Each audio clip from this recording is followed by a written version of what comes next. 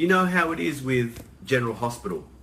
One day you're grabbing a coffee at Kelly's, and the next, some psycho is wearing your dead friend's face. It's wild.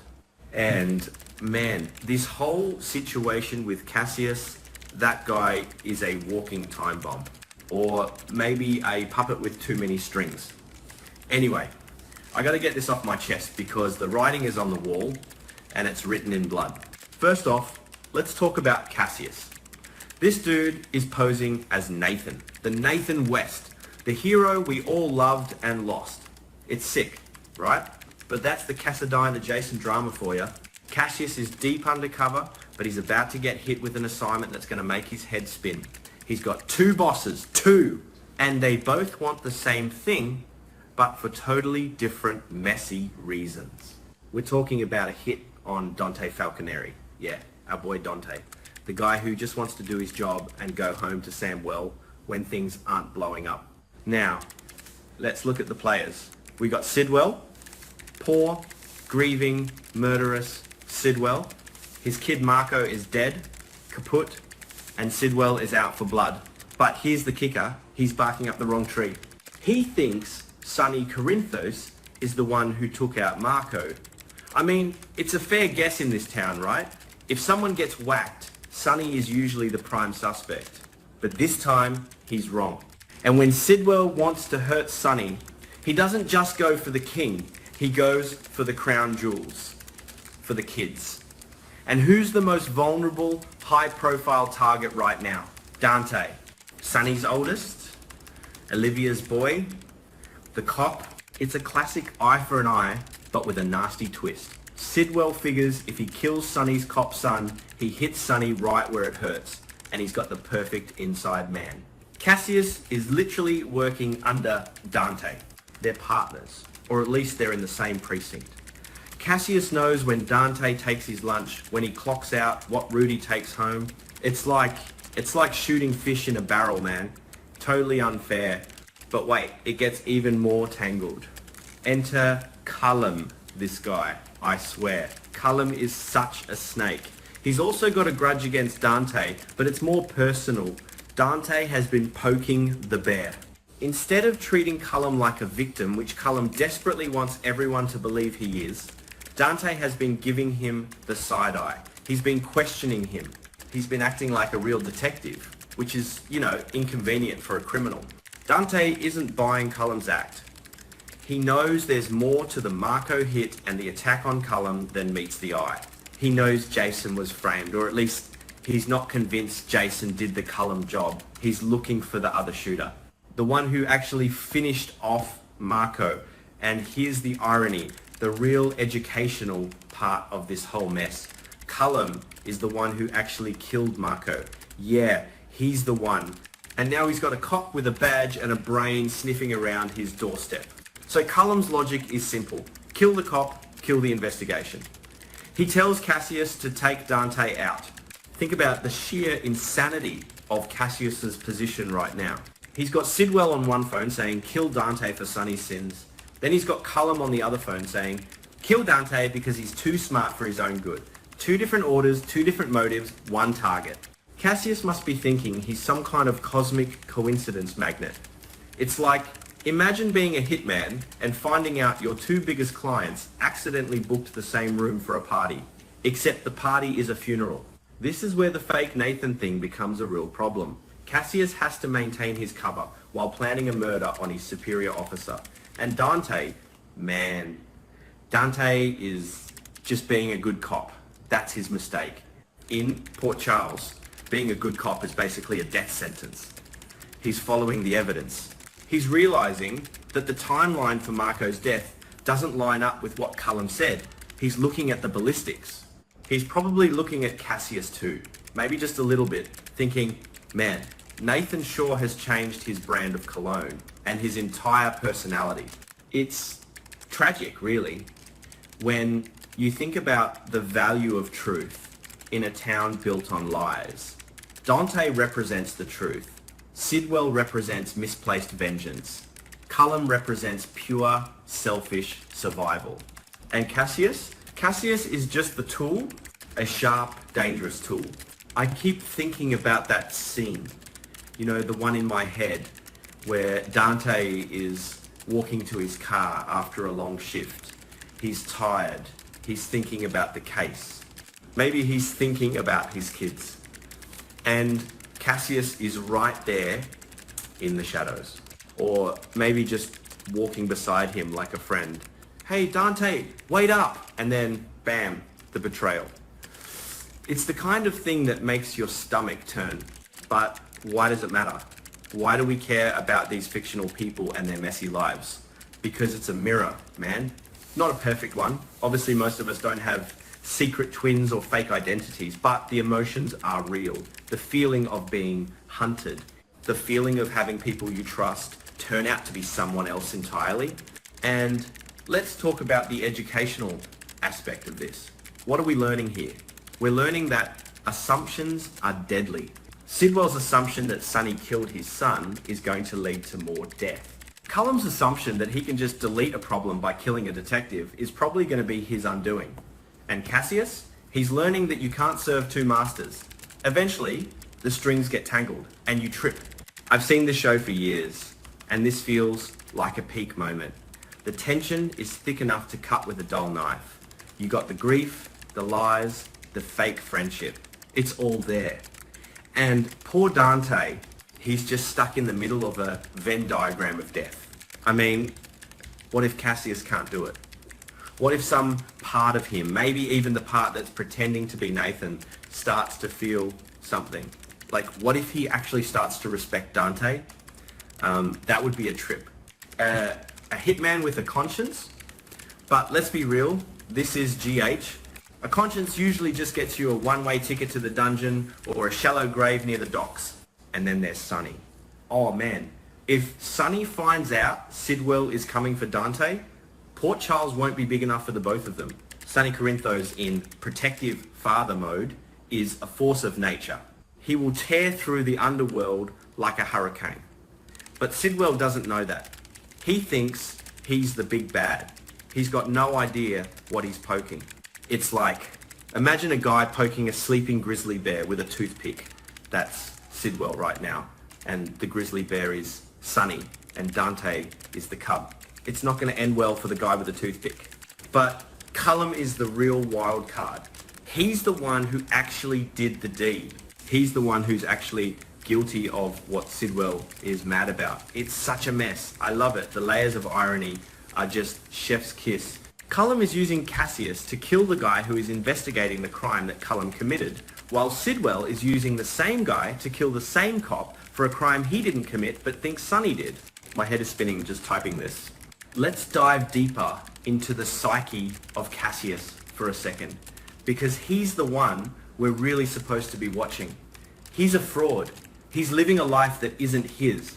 Every morning he puts on that uniform, he's looking in the mirror at a dead man's reputation. That's got to do something to your brain, right? You start to lose track of where the lie ends and you begin. Or maybe he's just a cold-blooded sociopath who doesn't care. But even sociopaths get stressed out when they have two bosses breathing down their neck. And the way he's got to do it, it's got to be quiet. Or maybe not. Maybe Sidwell wants it loud. Maybe Cullum wants it to look like an accident. How do you satisfy both? You can't. Cassius is going to have to choose which boss he fears more. Or maybe he just tries to disappear. But you don't just disappear from guys like Sidwell and Cullum. They have long memories and even longer reaches. I keep wondering, what about the rest of the town? What happens when the truth about Nathan finally comes out? Because it will. It always does. Maxie is going to be devastated. The whole PCPD is going to feel like idiots. But for now, they're all just walking around oblivious. It's like watching a horror movie where the audience knows the killer is in the closet, but the characters are just making popcorn. No, don't go in there. Dante, don't go home yet. Stay at the station. Drink more coffee.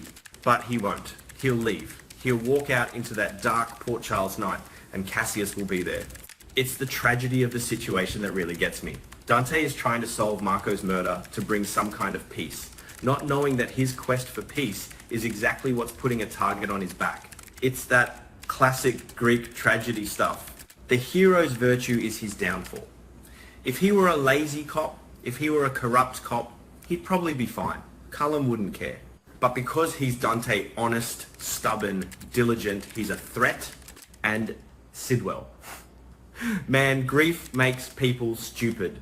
He's so blinded by the loss of Marco that he can't see the truth right in front of him. He's so focused on Sonny that he's ignoring the real threat in his own circle. It's a lesson for all of us, I guess. When you're looking for someone to blame, you usually find the wrong person if you're looking through the lens of hate. And then there's the whole fake Nathan thing again. I just can't get over it. It's so disrespectful to the character's legacy, but that's why it works as a plot point. It makes us hate Cassius even more. It makes the stakes feel higher. We're not just worried about Dante, we're angry that this imposter is the one who might do it. If I were writing this, not that anyone asked, I'd have a moment where Cassius almost slips up. Maybe he says something only the real Nathan would know, or rather, he doesn't know something he should, and Dante notices.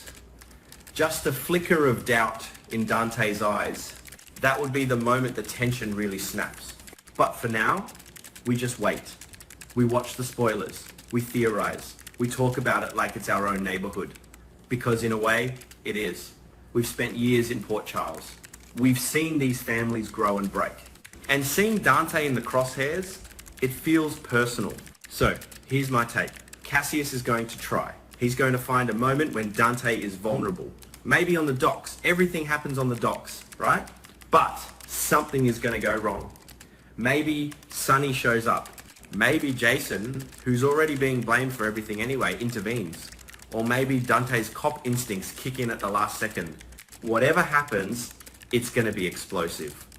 The collision of these two orders, Sidwell's and Cullum's, is going to create a mess that no one can clean up easily.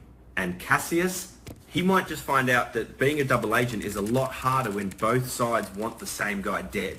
I mean, imagine the meeting that never happened. Sidwell and Cullum sitting at a bar, not knowing they've both hired the same guy to kill the same dude. It's almost a comedy of errors. If it wasn't so dark. I want the cop dead. Me too. Cool. Let's use the guy with the fake face. Deal. But they don't talk. They just act in their own selfish bubbles. And that's the real world too, isn't it? Everyone acting in their own interest, creating a chaotic web that catches people like Dante who are just trying to do the right thing. Man, I could talk about this all day. The way the light hits the harbour, the way that music swells when things get intense, it's all part of the ride. And this ride with Cassius and Dante, it's just reaching the top of the first big drop. Hold on tight, folks. It's going to be a bumpy one. And hey, if you're reading this and thinking it's just a soap opera, well, maybe, but it's our soap opera. And the drama is as real as it gets. The betrayal, the misplaced anger, the struggle for truth. That's human stuff. That's what keeps us coming back. And I just hope Dante has his vest on, or a guardian angel, or maybe just a really big gun, because he's gonna need it. And the storm is coming, and it's wearing a face we used to trust. And that's the scariest part of all. You know, looking at the whole General Hospital landscape right now, it's like a giant chessboard where half the pieces are hidden and the other half are trying to eat each other. And Cassius, he's a pawn that thinks he's a knight. But pawns are usually the first to go when the real kings start moving. Anyway, that's my rant, my analysis, my get off my lawn moment about Port Charles. Take it or leave it, but you can't deny the facts. The hits are out. The target is set. And the clock is ticking. Tick-tock, Dante, tick-tock, Dante. Sometimes I wonder if the writers even know how deep this goes. Like, the psychological weight of Cassius being Nathan. Do they feel the weight of that? Or is it just another Tuesday in the writer's room? Hey, let's have a fake guy kill the favorite cop. Sure, sounds good, pass the donuts. I hope they realize how much we care, because we do. We really, really do. And if they kill Dante, man, the fans are gonna riot like actual torches and pitchforks at the studio gates. Okay, maybe just angry tweets, but you get the point. We're invested. We're here for the long haul. And we're watching you, Cassius. We see you. We know who you really are. And we know what you're planning. Good luck, Dante. You're going to need it. Because in a town where even the dead don't stay dead, the living have a hell of a time staying alive. It's just so messy. The way Sidwell is so sure, he's so certain it's Sunny, and that certainty is his cage. He can't see anything else. He can't see Cullum's guilt. He can't see the truth. He's just a man in a dark room, swinging about at shadows, hoping he hits the guy who hurt him, but he's going to hit the wrong guy. And then the cycle of violence just starts all over again.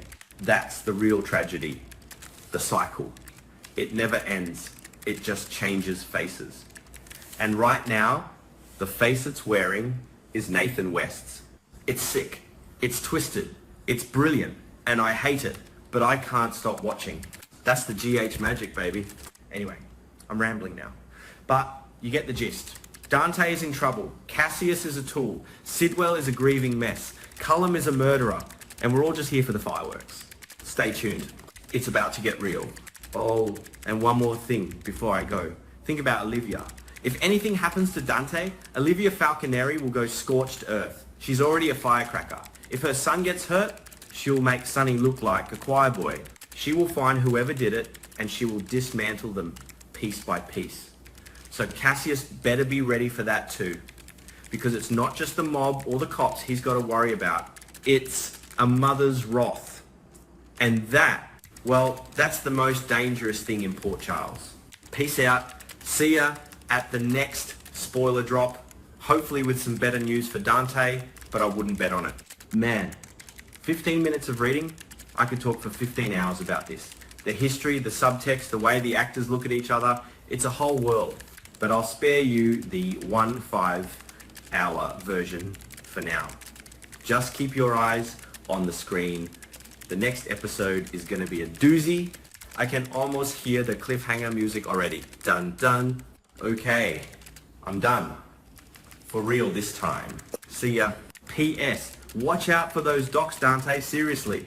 So, I keep thinking about the whole Cullum angle, because that's the one that really bites. It's the betrayal of the investigation itself. Dante is a cop, right? He's supposed to find the truth. And the truth is the very thing that's going to get him killed. It's like a snake eating its own tail.